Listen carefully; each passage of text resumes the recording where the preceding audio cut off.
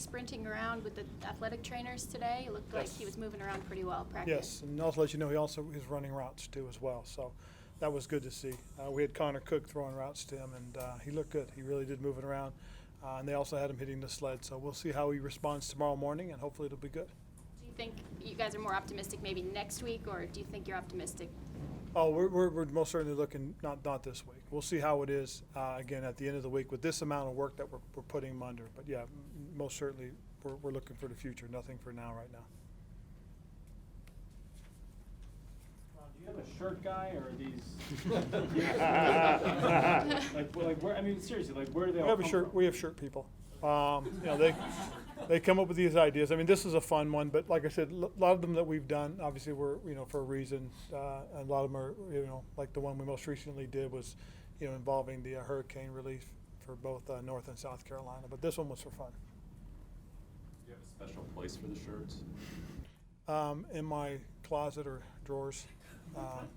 Just Keep shirts. yeah, pretty much. Ron, what kind of more of a unique challenge does Saquon Barkley present to your defense this week? He's an exciting young man. You get an opportunity to watch him on tape, and what he is, he's steady. He'll get 3-4 yards a carry, then all of a sudden he'll pop a big one for you. He's a threat out of the backfield. He catches the ball well, runs very well. So, if you're in man coverage, you've got to be in proper leverage position against him. His potential to have a big play is at any point. He's still young. He's still learning. But he is a tremendous young football player who's going to have a really good career, I believe. Good week to have a run defender like Eric Reed on the team. Yes, it's a good week to have guys like that on your football team, especially against a team that can potentially run the ball well. They're big physical up front with their offensive line. And again, they've got the kind of back that can create some things. And then they've got some weapons on the outside. Most notably Beckham. I mean, he is a talent. We know that. And you have to account for him all the time because of their ability to run the ball. You can't allow them to run it well because if they do, then play action will come big into things for them. Is there a comparison to be made between Christian and Saquon, between being able to hit the home run, catch the ball in the backfield, the sense of balance that they have? You can because of that skill set, but again, it's about how you use them more than it is anything else. And we do use our guy a little bit differently than they do. But they do have the similar skill sets, although I think Saquon's a little bit stockier, a little bit thicker. Ron, you're working with Mike Schuler for the last couple of seasons. Are there tendencies in the way he likes to call a game that you can kind of draw on and maybe have a little bit of a leg up in looking ahead to what they might do and be prepared for it? Well, when you break them down and you look at the different things that they've done in all the different games, the tendencies really are just how do you anticipate them attacking you more than anything else. We play defense differently than the teams that they've played. We're going to give a different look than what they played last week. A different front, different personnel. So really, it's going to be you're going to be guessing on how you think they're going to attack you, and then as the game unfolds, then you've got to adjust to it. Ron, how would you describe, or what would you say, Dave Gettleman's legacy was here? Well, I think you can start off by saying that he put the final touches on this group of guys we had during a really nice stretch. 2013, 2014, 2015, especially. It brought in and put the guys in place. I mean, he came in with the philosophy that, we're going to get big guys and put them up front because big guys allow you to compete, especially down the stretch. And one of the things that we always talked about was running the ball consistently and being a physical team, grinding it out up front. And being stout up front, able to stop people. I think that's probably one of the things that you could point towards as far as legacies are concerned.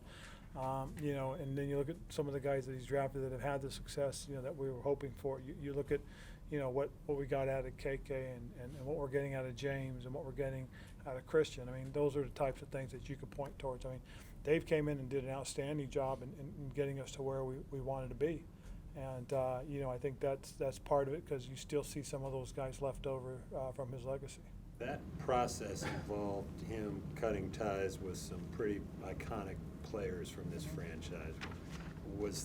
Did he kind of accept that when he came in, that Yes. was just going to be part of it? That was part of things that he wanted to do when we came in and sat down. And And again, he had to make some tough decisions, and he handled them very well. I know working with him, knowing that these were decisions he felt were the best ones going forward. The one thing about Dave, I'll say that he was very upfront and honest about what he felt and how he felt about certain situations. What do you think his legacy will be here? Really about what we did in terms of getting to where we were during 2013, 2014, and 2015, more so than anything else. Winning 3 straight divisions, going to a Super Bowl, the players he drafted in terms of the front. Again, as I said, we talked about it. One of the things that Dave always harped on was, you got to have big players in here to compete, especially fourth quarter, especially when you've got to run the ball or they want to run the ball and you got to stop them. And I think that's the thing that you see. It was reflected for a long time in the way we played, the way we want to run the football.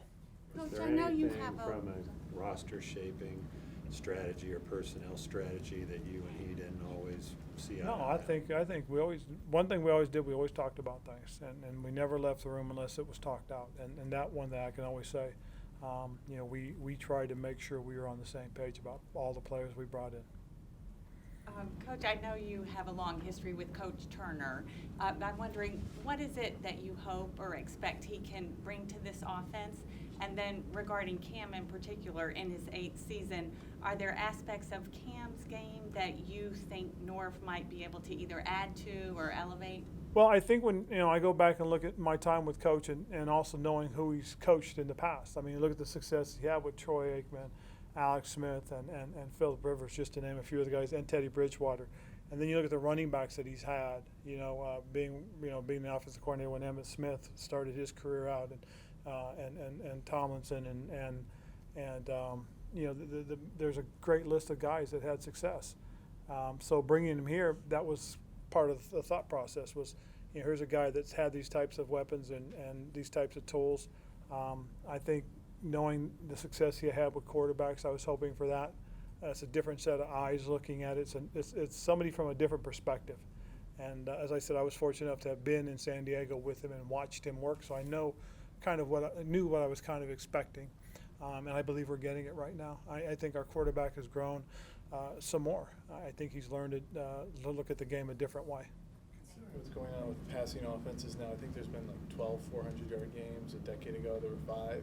Does that philosophy, though, of big men allow you to compete? Is the importance fading a bit because of where the passing games are going now? Well, I think, again, it could be the trend right now is to try and spread people out and run the ball. And then I think when the defenses catch up to those philosophies, those ideas, and have the players in place to match them, now you're going to have to do something different, which will probably be have to run the ball again and handle playing against big physical. I mean, it's all cyclical. The game has always been cyclical. And we'll see. We'll see if that's what the trend is or if this stays the way it is. But I still think at the end of the day, you've got to be able to run the ball effectively. Because people are running up and down the field constantly scoring. Now it's a matter of who outscores who. Well, if you get a nice sizable lead and you can't run the ball and you've got to constantly throw it and you start going 3 and out, 3 and out, 3 and out, now you're throwing your defense back out there and let's say the other team starts scoring. So you change, the game can change quickly. So I think still part of the game still has to be you've got to be able to run it successfully. Were you as surprised as anyone last summer when you came back from break and Dave was fired? Joe, that was a while ago, and like everybody else, I was surprised, but I'm not going to go back to that point. I mean, I'm happy for Dave. He's landed in New York, where he's from. He started, was a place where he had a lot of success. Also very happy for him that his health has taken a really good turn. Having gone through what he has, and it's just good to know that he'll be traveling this week for the first time this season and coming back down here. So it'll be good to see him on the field. And you stay in some level of touch with him? Yeah, we'll text back and forth once in a while, and just kind of, hey, great job, good to see you, stuff like that. Yes. Coach Michael, Polarity signed an extension this week. Excuse me. And I wonder how nice is it to have a punter that you can rely on, and certainly moving forward, you can count on him being here for the next few years. Well, I think it's kind of cool because for the most part, our specialists are locked up for a few years. Having JJ and Graham as well. So when you have that kind of consistency at those positions, you don't have to worry about it. It makes things a lot easier. You know exactly what you're going to do when you come into training camp, but you're going through OTAs and mini camp. So all that's set. These are guys you trust, guys that have been successful for us over the last couple of years, and they got an opportunity to continue. So really pleased with that. Is this the weekend? Is this the You've game? been around this game a long, oh, sorry, go ahead. No, you're fine. Don't worry about it. I was going to say, coming off a bye week, is it hard to turn the switch on? Or when the players hit the practice field on Monday, do you see them pick up where they left off? Yes and no. It just depends. Sometimes it is. Last year it was hard. This year it wasn't as hard. I thought the guys responded very well on Monday. Practiced good again today, so pretty excited about it. We just got to continue to put a good week of work together going into this game, and we'll see how it all unfolds. Ron, is this the game that the special teams gets introduced? Yes, it is. And with the intention of just trying to make sure we're not paying lip service, talking about how important it is. We're going to make sure these guys get their opportunity to be introduced, and so I'm looking forward to it. I know the players are as well. And as I said, when we talked about naming a special teams team captain, several of the guys came to me and and starters on offense and defense and said that they think that would be a good idea. So. I agreed with them, and like I said, we don't want to pay lip service to us. We really want to make sure these guys understand they're just as important. They're a third of the game for us, and we've got to make sure they're acknowledged. Are you looking forward to seeing what some of them do coming out of the tunnel? Because I know Mike Pallardy said that he thinks JJ's going to do a backflip. No, JJ ain't doing a backflip. I promise you that much. It'll be interesting. Gano's probably got something planned out. He might, he might do something different, but it'll be kind of cool to have those guys because they earn it. They practice just as hard as anybody else, so they deserve their moment. You special teams earlier in your career? Yes, my first couple of years, and then as I finished up, I ended up back on it. So, it is for the most part, guys will play it, and it's a part of your baptism into the league. You'll end up doing the dirty job for a while. Hopefully, not too long if you're a starter, and you go from there. How do you decide who's all going to run out? Because so many guys play special teams.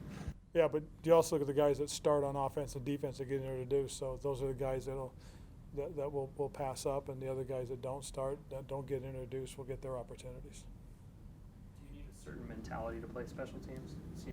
Not as much as you used to, because I really do. I think the age of the special teams ace is kind of moving on. I mean, with the way the kickoffs are now, I mean, probably the most important special teams you have right now more than anything else is your punt team.